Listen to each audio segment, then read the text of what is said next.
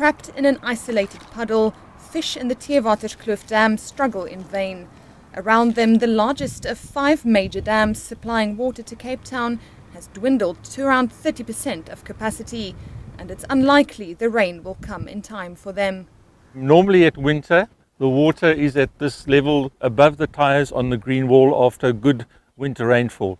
You can see what's happened now. The dam has receded, and you will see the red and port and green markers.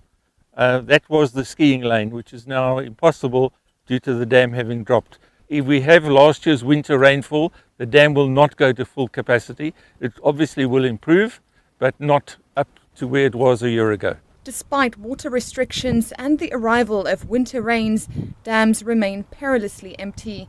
But the City of Cape Town says it's not time to panic. We've been here before, in 2004. It's not unprecedented. We know when in operating dams that there are going to be good years and there's also going to be dry years. So we just happen to be in a dry cycle at the moment. Our storage level has been falling since January, as it does every year. You'll see it's quite consistent over there. We're currently sitting at around 30% of capacity, and in the next 2 months or so, at this point over here, as the winter rains come, the graph will start to then turn up as the dams fill. What's important to realize is that the dams don't necessarily all fill over one winter season or 1 year. The bigger dams like Theewaterskloof would take 2 to 3 years to fill under normal conditions. So what is very important for everyone to realize is that we can't do our planning in 1 year segments. It has to be looked at over 3 years because of that fact. But while Cape Town can expect some respite during the winter season, the outlook for the rest of the country isn't good. The Department of Water and Sanitation expects dam levels to continue dropping in most provinces until summer rainfall starts.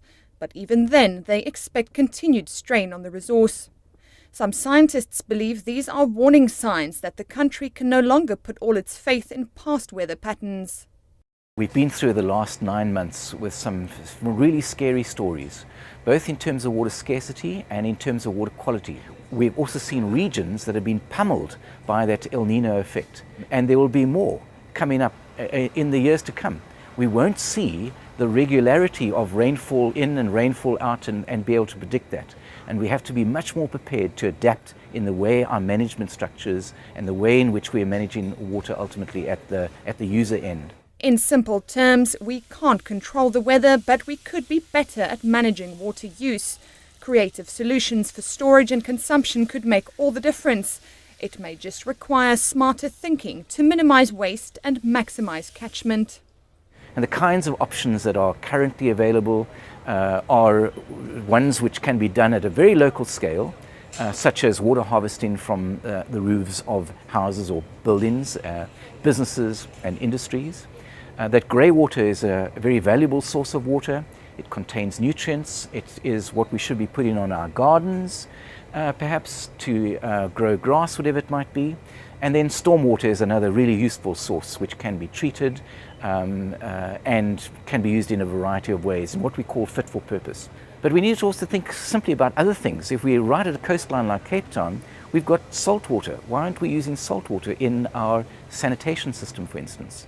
The government expects this drought period to last at least another year or 2. But with changing weather patterns and rapid urbanization, there's every indication that the future is dry.